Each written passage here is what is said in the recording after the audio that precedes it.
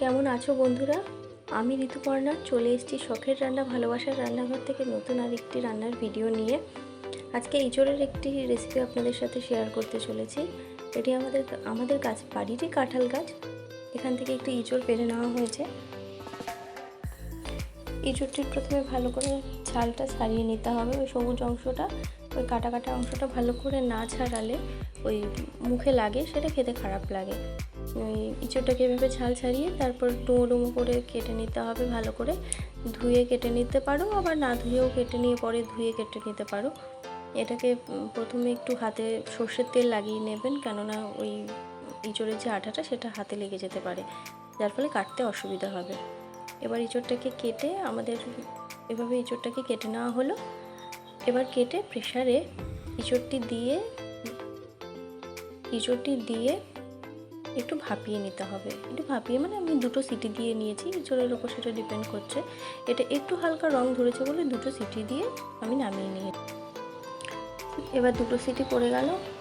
এবার নামিয়ে সেটাকে ঝরা দিয়ে দিতে হবে। এবার ঝরা দিয়ে সেটাকে একটু ঠান্ডা হতে দিতে হবে, কেননা গরমটা তো হাতে করে আর চটকানো যাবে না, তো সেটাকে একটু চটকে নিতে হবে। এবার এই ডুমো ডুমো ওই 4 টুকরো করে আলুগুলোকে কেটে নিয়ে তেলে আলুগুলোকে দিয়ে দেওয়া হলো।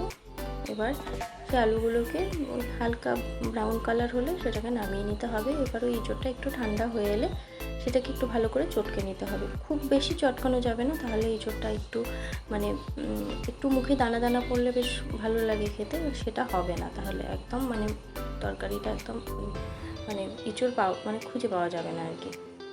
এবার সেটার মধ্যে শুকনো লঙ্কা, তেল গরম হয়ে এলে শুকনো লঙ্কা, তেজপাতা, লঙ্কা দিয়ে, লঙ্কাটা আমি তুলে রাখি, কেননা খুব ঝাল হয়ে গেলে বাড়ির ছোটরাও আছে, তাদের খেতে অসুবিধা হয়, ওই জন্য লঙ্কাটা তুলে নিয়ে, কারো যদি অসুবিধা না হয় সেই লঙ্কাটা শুদ্ধই তাতে পেঁয়াজ ভালো করে ভেজে নিতে হবে। ভালো করে ভেজে নিয়ে সেটার মধ্যে টমেটো দিয়ে দিতে হবে। টমেটো দিয়ে সেটাকে ভালো করে কষিয়ে নিতে হবে।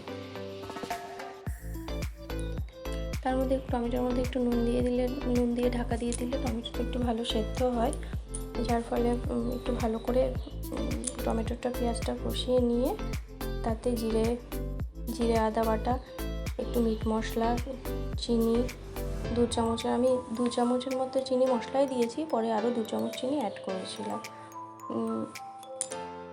এবার ওটা ভাজা ভাজা হয়ে এলে সে মশলাটা কষিয়ে তার মধ্যে ইঁচড়টা দিয়ে দিতে হবে। ইঁচড়টা দিয়ে তার মধ্যে আলুগুলো দিয়ে একটু সামান্য জল দিয়ে সেটাকে নাড়াচাড়া করে নিতে হবে। নাড়াচাড়া হয়ে এলে সেটা কড়াই থেকে এমনি ছেড়ে আসবে। কড়াই থেকে ছেড়ে আসবে যখনই, তারপরে আমরা একটু ঘি, একটু গরম মশলা দিয়ে নামিয়ে নিতে হবে। বাস, নামিয়ে নিলেই তৈরি আমাদের ইঁচড় ঘন্ট। এই ইঁচড় ঘন্ট ভাত বা রুটির সাথে পরিবেশন করুন, খেতে দারুণ লাগবে। রেসিপিটা ট্রাই করে জানাতে ভুলবেন না কিন্তু।